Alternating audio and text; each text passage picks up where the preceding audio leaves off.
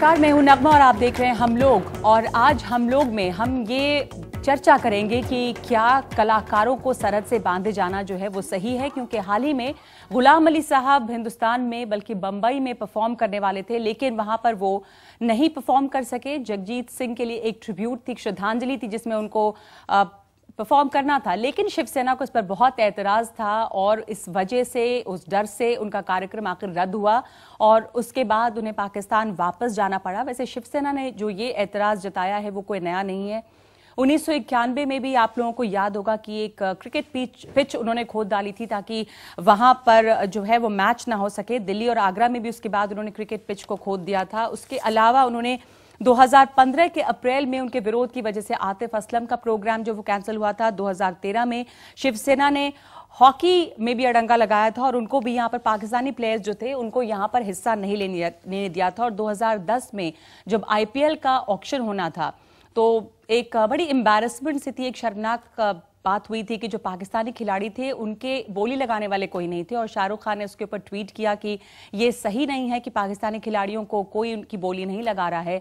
उसके बाद उनकी जो फिल्म चल रही थी माय नेम इज खान, उसका विरोध शुरू हो गया और जिस पिक्चर हॉल में ये फिल्म थी उसके बाहर में बड़ी तादाद में पुलिस वालों को खड़ा करना पड़ा। अब इस दफा जब गुलाम अली साहब को परफॉर्म करना था तो भी महाराष्ट्र सरकार ने यह वादा किया कि हम सुरक्षा देंगे, बावजूद इसके वो कमजोर पड़ गए और शिवसेना उस पर हावी थी और आखिरकार ये प्रोग्राम रद्द हुआ। तो हम ये चर्चा करेंगे आज कि क्या ये सही है कि कलाकार जो सरहद के दोनों तरफ आते जाते हैं और वहां पे परफॉर्म करते हैं उनको भी इस चीज से, इस पॉलिटिक्स से बांधा जाए।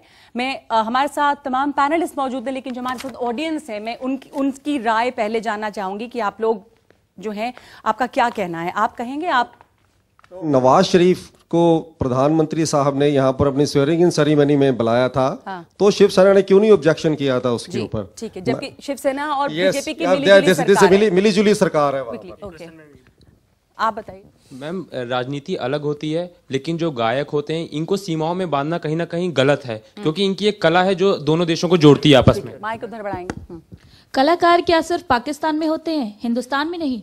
तो फैंटम फेस्ट जैसी फिल्म को अगर पाकिस्तान में बैन किया जाता है तो हम नहीं चाहते कि पाकिस्तानी जो कलाकार है वो हमारे यहाँ आके परफॉर्म करे। मैं बिल्कुल शिवसेना के समर्थन में हूँ।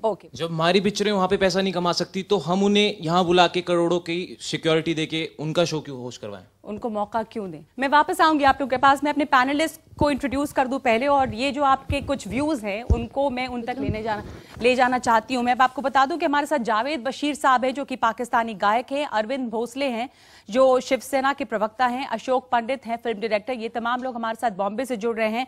यहाँ पर हमारे साथ कमला भसीन है, सामाजिक कार्यकर्ता, कपिल मिश्रा आर्ट और कल्चर के मिनिस्टर दिल्ली सरकार में, और संजय रजौरा जो कि सिटारिस्ट हैं, काबुल ऋषि गायक है, Manu Kohli executive member roots to roots. Kamla Bhasin, आपने सुना कुछ व्यूज यहाँ पर, और एक जो व्यू था, हम लोग ऐसा सोच रहे थे कि शायद ज्यादातर लोग शिवसेना के खिलाफ होंगे और कहेंगे कि सरहद से नहीं बनना चाहिए आर्टिस्ट को, पर यहाँ पे कुछ लोग हैं जो कह रहे हैं कि जब हमारे कलाकार वहां नहीं परफॉर्म कर सकते, उनकी फिल्मों को वहां रोका जाता है, विरोध होता है, तो यहाँ हम उनको क्यों मौका दें? अगर कोई दूसरा एक गलती करता है तो क्या हम सबको भी वही गलती करनी चाहिए? क्या हमें लगता है कि वो जो कर रहे हैं वो ठीक है? मेरा ये मानना है कि अगर कलाकार मोहब्बत के पक्ष में है, अगर कलाकार अमन के लिए बोल रहे हैं, तब उनकी सरहद नहीं होनी चाहिए। और कलाकार भी हमेशा मोहब्बत के पक्ष में नहीं होते। तो मेरा मानना है कि ये बहुत ही दुर्भाग्यपूर्ण था जी कि हमने उस कलाकार को रोका जो हमारे एक कलाकार जगजीत सिंह को ट्रिब्यूट देने आए थे, उनकी इज्जत करने आए थे, और उनको रोकना जी। और हमें देखना होगा कि भाई पाकिस्तान में जो लोग आतंक फैलाते हैं उनको जरूर रोकिए, मगर हर पाकिस्तानी आतंकी नहीं है, ठीक वैसे जैसे हर हिंदुस्तानी आतंकी नहीं है जी। ये बात जी। अरविंद भोसले शिवसेना के प्रवक्ता हैं। अरविंद भोसले साहब, आप क्या कहेंगे? शिवसेना का ये पैटर्न रहा है कि वो हमेशा किसी भी परफॉर्मेंस के, किसी पाकिस्तानी आर्टिस्ट खिलाड़ी के यहाँ आने पर ऑब्जेक्ट करती है, तो क्या आपको लगता है सिर्फ आप लोग नेशनलिस्ट हैं बाकी नहीं? क्योंकि यहाँ पे कपिल मिश्रा बैठे हैं, दिल्ली सरकार ने तो उनको इन्वाइट किया यहाँ परफॉर्म करने के लिए गुलाम अली साहब को। पहली श्रद्धांजलि देना चाहूंगा जो 23,500 से ज्यादा इस देश के जवान मारे गए हैं विदाउट वॉर। ये इतरपा जो प्यार की बातें जो हो रही है, कई लोगों ने जो मोहब्बत के जो एक तरफा जो सूर है यहाँ पर वो तब तक चलते रहेंगे। और रहा सवाल यह है कि अगर समझो हमें जिंदा रहने के लिए जो सांस लेनी पड़ती है, अगर हमारी कला, हमारी आर्ट, हमारी संस्कृति अगर हमारी सांस है, तो हमारे देश का अभिमान या हमारी आबरू है, हमारी इज्जत है। और सांस छोड़कर, हमारी आबरू छोड़कर हम सांस नहीं ले सकते। ठीक है संजय रजौरा, इसलिए हमें इस बात पे गौर करना होगा। ये जो बैन इन्होंने करने की कोशिश करी है, उनको रोकने की कोशिश करी है, खाली सिंबॉलिक है, इससे हासिल कुछ नहीं हुआ। क्योंकि आजकल इंटरनेट है और आज भी रेडियो पे वो गा रहे हैं और पूरे हिंदुस्तान में फिर गा रहे हैं। तो ये सिर्फ दिखाने के लिए है। और दूसरी बात, ये बंबई को एज अ सिटी ये डिसाइड करना पड़ेगा कि वो किस साइड है, क्योंकि वो कहने को दुनिया की सबसे बड़ी कॉस्मोपॉलिटन हो जाती है, लेकिन वहां पे यही काम सबसे ज्यादा होते हैं। आप तो वहां गए हैं पाकिस्तान, आपने परफॉर्म किया है, ऐसी तैसी डेमोक्रेसी बड़ा हिट रहा वहां पर, कैसा माहौल आपको वहां पे मिला? जी मुझे तो ना किसी ने बैन किया, ना किसी ने परेशान किया, बल्कि मेरे टिकट तो ज्यादा महंगे बिकते हैं वहां पे। इंडियन आर्टिस्ट हैं, उनके टिकट ज्यादा महंगे बिकते हैं। अशोक पंडित जी, कहीं क्या ये इनसिक्योरिटी है कि अगर वहां के कलाकार यहाँ आएंगे या यहाँ के वहां जाएंगे तो जिन लोगों को यहाँ काम मिल रहा है उसमें कुछ आप लोगों को प्रॉब्लम आ जाती है? दिक्कत क्या है आखिर, क्यों इसका इतना विरोध है कि अगर वहां के कलाकार यहाँ के परफॉर्म करें या गाएं या एक्ट करें? नगमा जी, कुछ चीजें मैं बहुत क्लियर रूप से कहना चाहता हूं। एक तो हमारे देश के कलाकार जो हैं उनको कोई रिप्लेस नहीं कर सकता, और हमारे देश के कलाकारों को रिप्लेस करने वाला आज तक कोई पैदा नहीं हुआ है। तो ये बात आप अपने दिमाग से निकाल लीजिए। आपने एक चीज कही कि लड़ाई नहीं चल रही है। लड़ाई दो किस्मों की होती है, एक डिक्लेयर्ड वॉर होती है और अनडिक्लेयर्ड वॉर होती है। हमारा देश पाकिस्तानी जैसे रोग नेशन के रीजन की वजह से आज तक अनडिक्लेयर्ड वॉर पिछले 50 साल से सह रहा है। मैं खुद पाकिस्तान के आतंकवाद का शिकार हूं, मैं विक्टिम हूं, और पाकिस्तान की वजह से हमारे 3.5-4 लाख कश्मीरी पंडित इस देश में निर्वासित कैंपों में अपना जीवन बिता रहे हैं। बात कलाकार की नहीं है, कलाकार की हम इज्जत करते हैं, हमें गुलाम अली से या जावेद बशीर से इंडिविजुअली कोई एतराज नहीं है। मुझे एक सवाल पूछना चाहता हूं जावेद बशीर से और गुलाम अली साहब से, 26/11 का अटैक, इतने हमारे जवान मारे गए हैं, क्या गुलाम अली साहब ने, we do respect to him, या जावेद बशीर ने मुंबई में पैसे कमाते हुए इस चीजों का खंडन किया है? क्या इन लोगों ने हमारे विक्टिम्स के लिए कोई शोज ऑर्गेनाइज किए? ठीक है। जिस तरीके से जब पाकिस्तान में बच्चे मारे गए थे, जिस तरीके से जब पाकिस्तान में बच्चे मारे गए थे, हिंदुस्तान का हर कलाकार, हर हिंदुस्तानी ने उसको कंडेम किया था ओपनली और कहा था कि बच्चों पर अटैक, बच्चों को मारना यह गलत बात है। आपने बहुत इंपॉर्टेंट पॉइंट उठाया है। जावेद बशीर साहब को इसका जवाब देने दीजिए। जावेद बशीर साहब, एक सेकंड नगमा जी। हाँ नगमा जी, एक सेकंड। आर्टिस्ट खुदा नहीं होता, पहले देश उसके बाद आर्टिस्ट, पहले देश उसके बाद कलाकार। कितने शोध किए इन्होंने हमारे देश के विक्टिम्स के लिए। मैं हर तरह की दहशतगर्दी को कंडेम करता हूं, चाहे दुनिया में किसी जगह पे भी हो रही हो, किसी खित्ते के भी हो, कौन कर रहा हो, मैं सारी दहशतगर्दी को कंडेम करता हूं। बट मैं सियासत के साथ पाकिस्तान को कंडेम करता हूं। जावेद साहब, आप ये कहिए कि 26/11 को जो पाकिस्तान ने अटैक किया था वो गलत है, आप ये कह दीजिए, बस बोलने दीजिए, उनको बोलने दीजिए। आज भी मैडम लता जी का सबसे बड़ा फैन मैं बैठा हूं, ऑन एयर कह रहा हूं, और लाखों लोग आज भी लता मंगेशकर के फैन हैं जी, आयशा जी के फैन हैं, मैं उनका खुद फैन हूं। हरी जी को मैं बहुत पसंद करता हूं, जगजीत साहब को मैं बहुत पसंद करता हूं, रूप कुमार राठौर को मैं बहुत पसंद करता हूं, सुरेश वाटेकर जी को मैं बहुत पसंद करता हूं। आज जितना श्रेया घोषाल और सुनिधि चौहान का वहां नाम है, हर पाकिस्तान के कोने कोने में हर रोज इंडियन गाने बजते हैं जी। तो इसका मतलब है कला एक और मजहब है, कला एक और चीज है। क्योंकि आज जितने वहां पाकिस्तान के लता जी को सुनते हैं वो पाकिस्तानी फैंस हैं, जब हम यहाँ आते हैं तो हमारे फैंस हैं। ये आई थिंक म्यूजिक के फैंस को हर्ट करना या उनको रोकना, आई थिंक ये दोनों मुल्कों का नुकसान है। रूट्स टू रूट से हैं आप, और रूट्स टू रूट्स का मतलब ही है कि अपनी जड़ों तक जाने का रास्ता ढूंढना।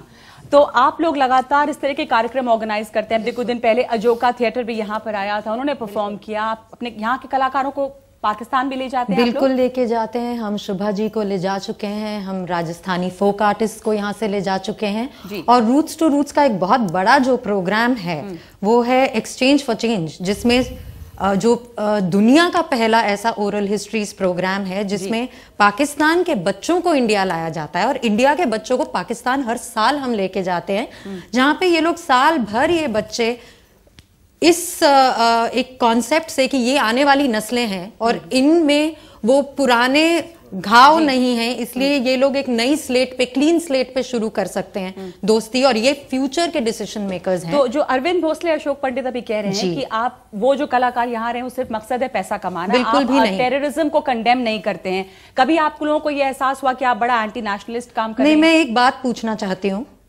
कि अगर हम कल्चर रोक देते हैं आज इस वक्त, हम ये कह रहे हैं कि टेररिज्म और कल्चर साथ साथ नहीं चलने चाहिए, यही कह रहे हैं ना हम। मैं पूछना चाहती हूँ, आज हम कल्चर रोक देते हैं, क्या रह जाएगा? सिर्फ टेररिज्म? क्या हम ये गारंटी से कह रहे हैं कि आज हम कल्चर रोक देते हैं, दोनों मुल्कों से आर्टिस्ट्स का एक्सचेंज रोक देते हैं, तो उससे टेररिज्म, आतंकवाद बंद हो जाएगा?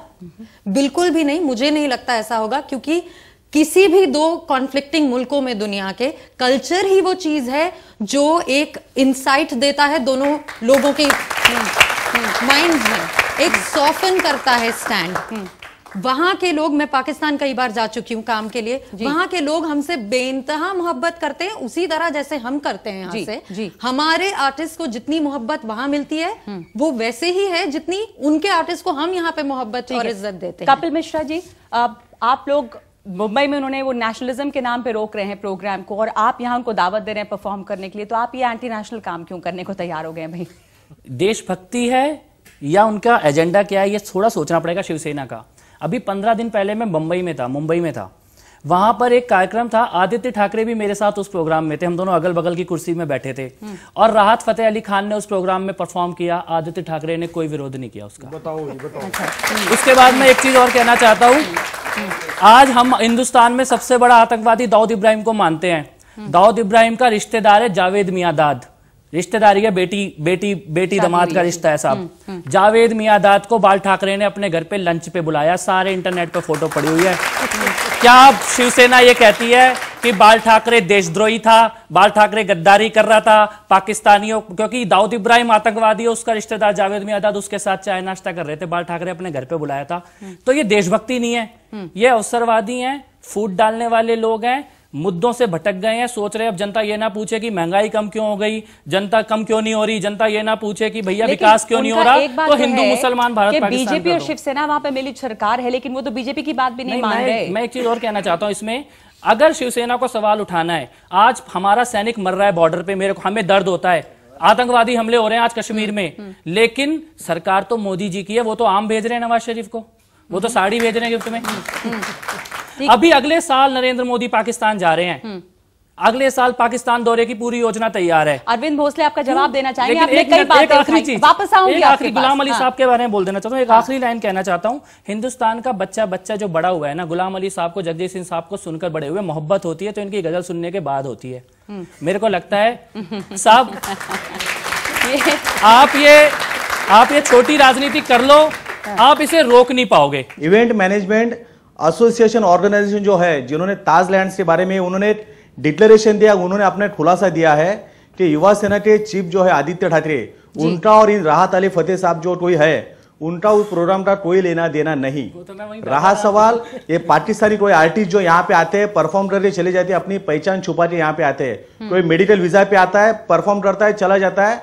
अगर समझो जो प्रोग्राम डिक्लेयर है, तो जहां पर हमसे हो सकता है हम लोग उसका विरोध करेंगे। बॉलीवुड में लोग काम कर रहे हैं, वो मेडिकल आइडेंटिटी छुपा के कैसे उन्होंने सवाल खड़े किए, तो मुझे जवाब तो देने दीजिए कुछ सेकंड के अंदर। बताइए। रहा सवाल जावेद मियांदाद के बारे में, तो जावेद मियांदाद ने उस समय इस भारत सरकार से और शिवसेना प्रभु से उनसे सवाल किया था कि आप इतना पाकिस्तान के खिलाफ क्यों हो, और दिलीप वेंसरकर जो है उनको उन्होंने कहा था कि मुझे उनसे मिलना है, उनकी क्या राय है हमें समझना है। उस समय दाऊद इब्राहिम और जावेद मियांदाद का कोई रिश्ता नहीं था, और जब शिवसेना के सुप्रीमो ने उनको बुलाया जावेद मियांदाद को, तो उनको कहा कि पिछले कई सालों में, कई दशकों में जिस तरीके से पाकिस्तान हमें बार बार तकलीफ दे रहा है, तो देखे हमारे ऊपर कितने जख्म हो रहे हैं। और इस बात को जावेद मियांदाद ने माना था, और उसने पाकिस्तान में जाके इस बात को मीडिया के सामने दिया था कि पाकिस्तान की तरफ से काफी गलतियां हो रही है, जिसके लिए हिंदुस्तान के अंदर आर्टिस्ट हो या कलाकार हो या कोई क्रिकेटर हो उसको तकलीफ भुगतनी पड़ती है। काबुल ऋषि, आपने परफॉर्म किया है पाकिस्तानी आर्टिस्ट के साथ, क्या कभी आपको ऐसा लगा, जो अभिजीत ट्वीट कर रहे हैं कि नेशनलिज्म फर्स्ट गाना बजाना लेटर, आपको कभी लगा ऐसे भाई गाना बजाना बाद में करेंगे, मेरा जो देशभक्ति का जज्बा है वो इससे आहत हो रहा है? मैंने शफकत अमानत अली जी के साथ परफॉर्म करा है जी। मैं ये बात सबके सामने बोलता हूँ और हर बार बोलता हूँ कि उन जैसा इंसान मैंने अभी तक, I am yet to meet a person like him, क्योंकि बहुत ही ज़्यादा डाउन टू अर्थ, बहुत ही प्यार से बात करने वाले, बहुत ही इज्जत देने वाले और यहाँ के लोगों को बहुत रिस्पेक्ट करते हैं। उनके शोज में गया हुआ हूँ, मैंने उनके साथ खुद परफॉर्म करा है। जितना उन्होंने मेरे को प्रमोट करा है, जितना उन्होंने मेरे को जितना इनकरेज किया है, तो मैं तो उनके लिए, मतलब मेरे लिए तो he is an inspiration for me. तो आपको कैसा लगेगा जब ये रोक दिया जाए और ये जो बात कर रहे हैं कि नेशनलिज्म जो है उसको पहले देखना चाहिए और पाकिस्तानी आर्टिस्ट को यहाँ आने ना दिया जाए, यानी कि आप लोग भी वहां ना जाएं? ये तो बहुत सीधी सी बात है कि अगर आप एक ये जो एक्सचेंज प्रोग्राम्स होते हैं यहाँ पे, कि आप यहाँ के आर्टिस्ट वहां जाते हैं, वहां के यहाँ आते हैं, यहाँ पे दोनों तरफ के लोगों को देखते हैं, उनसे बात करते हैं और मिलते हैं और उनका संगीत आप कुछ उनसे सीखते हैं, कुछ बात वो आपसे सीखते हैं, वो आप खत्म कर देंगे तो बचेगा क्या यहाँ पे? मैं मानती हूँ कि जो पड़ोसी देश हैं जी, हम एक दूसरे को चुन नहीं सकते। अब हमने पाकिस्तान के साथ 70 साल लड़ाई करके देख लिया, अब कितने बरस और हम जंग करते रहेंगे, फौजों पर और हथियारों पर पैसा खर्च करते रहेंगे, गरीबी मिटाने की जगह, भूखमरी मिटाने की जगह। तो मैं तो समझती हूँ कि जंग का और हिंसा का कोई भविष्य नहीं होना चाहिए और हम जहां भी प्यार की बात कर सकते हैं, दोस्ती की बात कर सकते हैं, हमें करना चाहिए। अशोक पंडित जवाब देना चाह रहे हैं इस पर। हकीकत में बिलीव करता हूं मैं, सपनों में बिलीव नहीं करता। ये जो मैडम ने एक लंबा चौड़ा प्रवचन दिया, मैं तो इस चीज में बिलीव करता हूं और हर हिंदुस्तानी इस चीज में बिलीव करता है। ये जो प्रवचन अगर आप पाकिस्तान में जाके दे तो ज्यादा बेटर होगा। हमको प्रवचन देने की जरूरत नहीं है, बहुत दिया है वहां पर, क्योंकि हिंदुस्तान जो है, क्योंकि हिंदुस्तान, मैडम मेरी बात सुनिए, हिंदुस्तान जो है इसमें बिलीव करता है और हिंदुस्तानी चीज में बिलीव करता हूं। जगजीत सिंह जी की जिनकी बात आप कर रहे हैं, मैं जगजीत सिंह का बहुत क्लोज घनिष्ठ मित्र था। जगजीत सिंह खुद इस चीज में बिलीव करते थे कि पाकिस्तानी आर्टिस्टों को हिंदुस्तान में नहीं परफॉर्म कर देना। झूठ है, झूठ है, झूठ, झूठ, झूठ। पाकिस्तानी सिंगर बोल रहे हैं और ये आम आदमी पार्टी का आदमी बोल रहे हैं, तो ये आम आदमी पार्टी की आदत है। तो सुनिए मेरी बात। और क्या जगजीत सिंह ने कभी जाके परफॉर्म नहीं किया पाकिस्तान में? अगर उनका वीजा कैंसिल किया गया, उनका वीजा कैंसिल किया गया जब हिंदुस्तान ने प्रोटेस्ट किया, उसके बाद जबरदस्ती उन्होंने उनको अलाउ किया। पिछले कुछ सालों में ना इस देश में जमात इकट्ठी हो गई है जो नेशनलिज्म का सर्टिफिकेट लेके घूम रहे हैं। इतने ग्रेजुएट्स नहीं है इस मुल्क के अंदर जितने वो लोग हैं जो दे रहे हैं कि नेशनलिस्ट को आप नेशनलिस्ट को। और अगर ये कहना कि भाई आर्टिस्ट और मेरा नेशनलिज्म पहले आता है, मैंने नहीं देखा है कि कभी भी किसी आर्टिस्ट ने अपनी आर्ट छोड़ के नेशनलिज्म के जरिए अपना पेट भरा है। तो उसके लिए क्या चॉइस आप दे रहे हो कि अपना काम धंधा छोड़ के बोले नेशनलिज्म से मेरा भूखा बैठ जाए? अगर ये पैसे कमाने के लिए भी कर रहे हैं तो गलत क्या है भाई? उनका वो पेशा भी है, कला जो है वो उनका पेशा भी है, तो पैसे कमाने में गलती क्या है? दुर्भाग्य यह है कि देश के जो शहीद है उनकी रोने की जो आवाज है वो सुनने के लिए यहाँ पर किसी को फुर्सत नहीं है। पाकिस्तान का खाली संदेश सुनना है ताकि इन लोगों को फंडिंग मिला है शायद पाकिस्तान से कि आप हमारी दलाली करो हिंदुस्तान में जाके, हम मीडिया का ध्यान बटाएंगे, देश का ध्यान बटाएंगे, हम संगीत के जरिए आपको ध्यान बटाते हुए वहां पे हमारे आतंकवादियों को वहां पे हिंदुस्तान के अंदर भेज देंगे। आप ध्यान बटाने की कोशिश करो, हमारे पास से पैसा लो। नरमा जी मेरी आपसे दरख्वास्त है, जब 4 दिन पहले अभी जो कसूरी जो ये पाकिस्तान के एक्स फॉरेन मिनिस्टर जिनके कार्यकाल में कारगिल हुआ था, काफी जवान शहीद हुए थे, 4 दिन पहले जब दिल्ली में उनके ये किताब का विमोचन हो चुका था, तो दोबारा क्या जरूरत थी मुंबई में दोबारा लॉन्च करने की? ये जानबूझकर इन्होंने तय किया है इस देश के जो शहीद जवान है इनके परिजन हो, इस देश के जो देशभक्त है इनकी भावनाओं को हम कुचलेंगे। इन्होंने जानबूझकर तय किया है। किन्होंने तय किया है? 4 दिन के बाद दोबारा मुंबई में आ रहे हैं। किसने तय कर दिया है? तय किया था कि इनको पैसा मिलता है पाकिस्तान के जरिए। आप कह रहे हैं अरविंद भोसले के सिर्फ शिवसेना जो है वही देशभक्त, जो आपकी सहयोगी बीजेपी वो भी देशभक्त नहीं है? किसको क्या करना है वो सोचे। रहा सवाल इस देश के जो नागरिक है देशभक्त है वो अपना सोचेंगे, ताकि हमें संविधान के जरिए अधिकार मिला है। अशोक पंडित, एक बात मैं आपसे कहना चाह रही हूँ, उन्होंने कहा कि शहीदों की आवाज कोई नहीं सुन रहा और पाकिस्तानी लोगों के गाने सुन रहे हैं। पर ये जमाना इंटरनेट का भी है, जैसे संजय ने भी कहा था अभी कुछ देर पहले, आप यूट्यूब पे सुन लेंगे भाई, उसको लोग सुन ही रहे हैं। ऐसा तो नहीं कि आप उनके बेडरूम में आके चेक कीजिएगा कि क्यों सुन रहे गाना। हमारा फर्ज है, हमारी ड्यूटी है कि पाकिस्तानी कलाकार हिंदुस्तान को अपना एटीएम सेंटर ना समझे। अच्छा। अगर यहाँ पर पैसे कमा रहे हैं तो हमारे दुख और दर्द के साथ जुड़िए। अच्छा। और कंडेम करिए कि पाकिस्तान जो हरकतें कर रहा है गलत कर रहा है। म्यूजिक का पॉलिटिक्स से पहली बात कोई लेना देना है ही नहीं दूर दराज तक। एक दो कंट्रीज जिनके बीच में थोड़ा टेंशन चल रहा है, अगर उसको कोई चीज साथ लाती है, आप देखते हैं लोग कितने टाइम से इतने तरह के प्रोग्राम्स कर रहे हैं, आर्टिस्ट आते हैं वहां से, यहाँ के वहां जाते हैं, तो उनको बेसिकली जो चीज जो साथ ला रही है वो है म्यूजिक अपने आप में। तो म्यूजिक एक इतना बड़ा, और आप उसी को हटाना चाह रहे हैं, and then on top of that you are saying कि एटीएम बना रखा है। एटीएम वाली बात तो इसलिए भी बोली ना कि हमने पिछले साल से ना बड़ा शोर मचाया ना, सबके अकाउंट में 15 लाख रुपए आ रहे हैं तो दूर दूर से लोग निकालने आ रहे हैं उसको, हो सकता है इसलिए इन्होंने एटीएम बोल दिया। मैं एक छोटा सा ब्रेक ले लेती हूँ, यहाँ पर वापस आऊंगी। मुझे मालूम है अशोक पंडित जवाब देना चाहेंगे इस पर, अरविंद भोसले जवाब देना चाहेंगे। और जो वो दोनों बात कह रहे हैं दरअसल ये कि अगर कुछ जाहिर तौर पे जंग ना भी छिड़ी हो तो एक जंग है हिंदुस्तान पाकिस्तान के बीच में, और इसलिए जो कल्चरल एक्सचेंजेस हैं, जो सांस्कृतिक आदान प्रदान, जो कलाकार इधर उधर जा रहे हैं, वो भी बंद होना चाहिए, क्योंकि ऐसी मोहब्बत का क्या फायदा जब अंदर अंदर नफरत फैली है। ये उनके कहने का लब्बो लुबाब है। एक छोटा सा ब्रेक, वापस आते हैं इस चर्चा में।